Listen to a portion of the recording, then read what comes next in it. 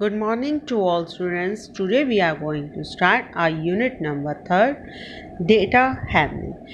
Okay, first of all I want to tell you that what is data. What is data? The data is a collection of numbers. Okay, data is a collection of numbers. Yeah, you can say the group of numbers. It is given in the form of temperature, number of students, marks.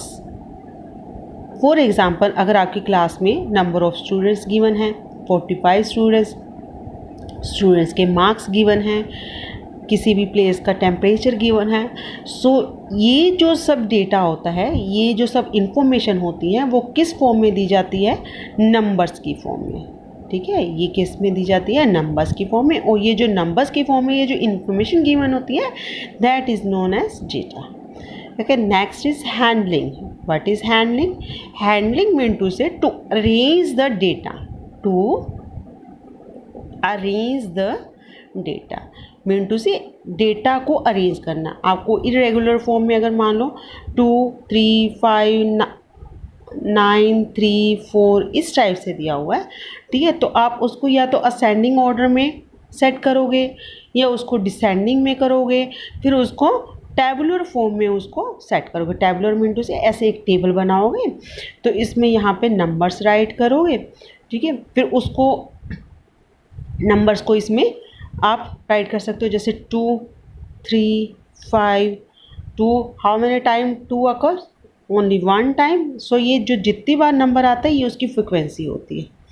ठीक है, 2 1 time आ रहा है तो 1 हो गया. 3 भी 1 time, 2 time आ रहा है, दैट्स वाई इसकी फ्रिक्वेंसी कितनी होगी? 2. और 5 कितने टाइम आ रहा है? 1 टाइम लिख दिया. अब 9 कितने टाइम आ रहा है? 1 टाइम राइट कर दिया. 4 कितने टाइम आ रहा है? 1 टाइम. ठीक है, सो on this way we can set या arrange the data into the tabular form. ठीक है, इसी को बोलते हैं handling. Next is tally marks. Tally bar और ये टेली मार्क्स. ठीक है,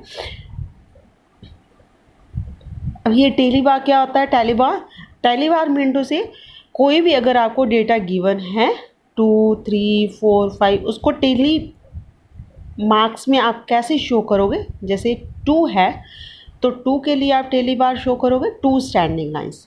3 है तो 3 के लिए 3 स्टैंडिंग लाइंस. 4 है तो 4 के लिए 4 स्टैंडिंग लाइंस. एंड 5 गिवन है तो 5 के लिए 1 2 3 4 standing and then 1 oblique. 5 lines को इस टाइप से आप शो करोगे टेली बार में. ठीक है, ये है tally bar. Next is frequency. Frequency mean to say highest occurring number. ठीक है, फ्रिक्वेंसी मीन टू से जो नंबर जितनी बार आ रहा है, ठीक है, वो उसकी क्या होती है? फ्रिक्वेंसी होती है. फॉर एग्जांपल आपको डेटा गिवन है 2 3 5 7 3 2 9. अब इसको अगर अपने सेलेक्ट करेंगे, एक ग्लैंस लेके अगर आप देखना चाहते हो अभी कौन सा नंबर कितनी बार आ रहा है तो लिख सकते हो आप. अदरवाइज एक टेबल बना के आप उसमें लिख सकते हो. जो नंबर गिवन है इधर ये है 2 फिर 3 फिर 5 फिर 7. कोई भी नंबर को आपको रिपीट नहीं करना है. ठीक है, 2 कितनी बार आ रहा है आपका? 1 2 time. 3 1 2 3 again 2 time. And 5 1 time. 7 1 time and 9 also 1 time. ठीक है, this is all the frequency of given numbers. These all are the frequency of given numbers. अब आपके पास कुछ टर्म्स हैं. टर्म्स में अपने सबसे पहले करेंगे range. What is range? The range of given data is that the difference of lowest value and highest value. For example आपको डेटा गिवन है 9 4 7 3 2. Then the highest value will be, इसमें highest value कौन सी है? 9. ठीक है, lowest value कौन सी है इसमें? 2. Okay 2. Then the range will be, range क्या होगी इसकी, highest minus lowest. Okay 9 minus 2, answer will be 7. Next term is mean. Mean, what is mean? The average of given observation. Average of observation. अब observations क्या होते हैं? I'll clear you. Observations. For example, you have given in data 3, 4, 5, 6, 7, 9. Okay leave it. अपने small सा data ले लेते हैं 4, 2, 3. ये डेटा लेते हैं, इसको कंसिडर करेंगे, इसको आप रहने दीजिए. ठीक है. अब ये क्या करेंगे, इसका मीन फाइंड करने के लिए mean equal to sum of observations and divided by number of observations. Sum of observation मतलब टोटल करना है आपको, किसका, ऑब्जर्वेशन. ये जो आपको डेटा गिवन है इनका टोटल करना है. Okay 4 + 2 + 3 then divided by number of observation. Number of observation mean to say इसको काउंट करो 1, 2, 3. कितनी ऑब्जर्वेशन है, 3. ओके इसको टोटल करोगे तो 3 + 2 5, 5 and 4 9. Okay 9 divided by 3. अब 3 × 9 यानी कि 9 को 3 से डिवाइड करेंगे, आंसर क्या आएगा 3. This 3 is the mean. Next topic is median. Median mean to say mid value of given data. For example, you have given one number these data 2, 5, 7, 6, 4, 2. Okay. First of all, to find the median you have to keep in mind one thing, that the data will be in ascending or descending order. ठीक है. सबसे पहले आपको इस data को arrange करना पड़ेगा. या तो आप असेंडिंग ऑर्डर में इसको सेट कीजिए या फिर इसको डिसेंडिंग ऑर्डर में सेट कर लीजिए. For convenience we will set it into ascending order. ठीक है. अपने इसको असेंडिंग ऑर्डर में करते हैं सेट. असेंडिंग के लिए क्या होगा, smallest value 2, then 3, then 4, then 5, then 6 and then 7.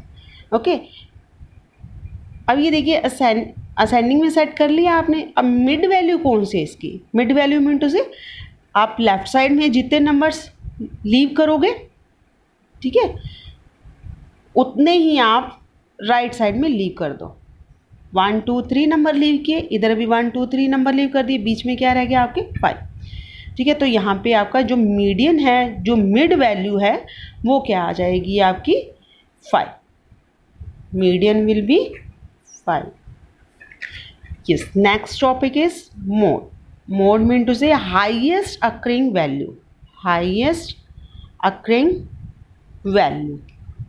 Highest occurring value mean to say कोई भी अगर आपको डेटा गिवन है 2, 5, 9, 2, 3, 7, 9, 6.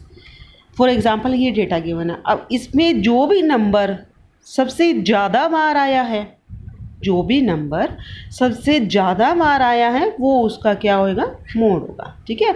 अब ये जो अपने नंबर को 2 कितनी टाइम आ रहा है, 3 कितनी टाइम आया है, 4 कितनी टाइम आया है, इसको काउंट करने के लिए जो भी नंबरिंग आएगी 2, फॉर एग्ज़ाम्पल 2 आ रहा है, 2, 1, 2 टाइम आ रहा है तो 2 की फ्रिक्वेंसी क्या हो जाएगी 2. ठीक है. वो उसकी क्या रहती है, फ्रिक्वेंसी. अगर एक ग्लैंस लेके अगर आप चेक कर सकते हो भी 2 कितनी बार आ रहा है, 3 कितनी बार आया है, तो आप चेक कर सकते हो. ठीक है. अदरवाइज इसको आप टेबल में सेट करके यहाँ गिवन नंबर और इसकी फ्रिक्वेंसी राइट कीजिए और इसका टेबल बनाइए, तो आपको पता चल जाएगा हाईएस्ट अकरिंग वैल्यू कौन सी है. 2 आया, 1, 2 टाइम आ गया. Next is 3. How many times 3 occurring? 1. Next is 5. 5 is also 1 time. Next is number given 6. 6 is also 1 time. And 7 also 1 time. And 9 also 1 time. And the highest occurring value मतलब जो सबसे ज़्यादा बार आ रहा है वो क्या है 2. तो आंसर अपना क्या आ जाएगा मोड का 2. ओके.